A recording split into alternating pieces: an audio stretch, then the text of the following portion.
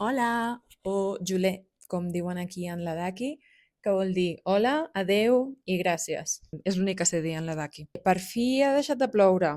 Com us deia l'altre dia, aquí el clima, en teoria, és molt diferent. Ja estàvem al desert dels Himalaies i el clima és calor, sec. Doncs no! De cop va començar a ploure, va estar 4 dies plovent sense parar i va ser un caos. Com podeu veure al sostre, està tot ple d'humitats. La cosa ha estat xunga. Aquí no estan preparats per aquest temps. Molts dels murs i algunes de les cases estan fetes amb fang, amb la qual cosa ha sigut bastant desastrós. Algunes estan fetes amb fang, amb ciment per fora, però igualment una pluja de 3 dies sense parar, la gent aquí no està acostumada i pel que hem sentit no és gens comú aquest tipus de temps. Amb la qual cosa ha sigut tot bastant caòtic, els carrers inundats, les cases gotejant. No teníem aigua calenta perquè els calentadors van amb plaques solars i no hi havia sol, dutxant-nos amb cubells d'aigua bullint barrejat amb aigua una mica més freda. Feia molt de fred, no teníem estufes, teníem 2 mantes. Tampoc podíem anar enlloc, les carreteres estaven inundades, tallades, algunes nevades. Avui és el primer dia que tenim sol i les muntanyes estan nevades, així que està tot preciós, esperem que no torni a ploure. Quan per fi ahir va parar de ploure i vam voler anar a menjar a un restaurant, resulta que estava absolutament tot el poble tancat. Pel que vam escoltar, es veu que totes les botigues tancaven de 1 a 6. Al final no em vaig acabar d'assabentar molt bé què és el que estava passant, però va ser com, ara que per fi ha deixat de ploure, sortim a fora i està tot tancat. Vam trobar un restaurant que ens servia menjar en tot el poble, totes les botigues, tots els restaurants, estava absolutament tot tancat.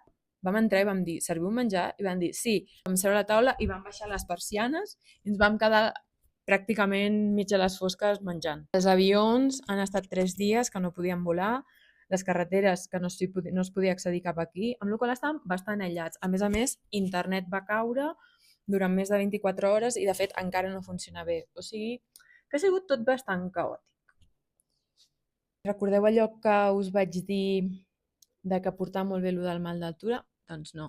Al final vaig acabar a l'hospital, em van donar oxigen, em van posar un parell d'injeccions, encara que durant el dia ho portava relativament bé, a les nits em despertava que m'ofegava i un dia tenia la sensació com de que m'anava a donar un atac de pànic. No sé si va ser el mal d'altura, si va ser el menjar, si va ser que m'estic recuperant encara del mes passat, que vaig estar malalta, però em vaig posar malalta un altre cop, he estat en medicació. Tot just fa uns dies que em començo a trobar millor, amb la qual no sabem segur què és el que farem, què és el que visitarem, perquè sí que és veritat que moltes de les rutes xules que hi ha per aquí són pujar més amunt. Que m'estic començant a trobar bé, no sé si tinc ganes de posar el meu cos sota pressió, però també és veritat que hi ha una part de mi que té moltes ganes de visitar alguna cosa de les que hi ha per visitar. Com podeu comprovar, m'ofego una mica quan parlo i és perquè crec que encara m'estic acostumant a l'altura i recuperant del tot, però bé. Aquesta casa d'hostes hi ha hagut algun moment en què semblava un hospital, perquè potser som 30 persones i n'hi havia 10 o 15 malaltes i quan n'hi havia 5 que s'estaven començant a trobar millor, n'hi havia 4 més que queien i sempre hi ha algú malalt.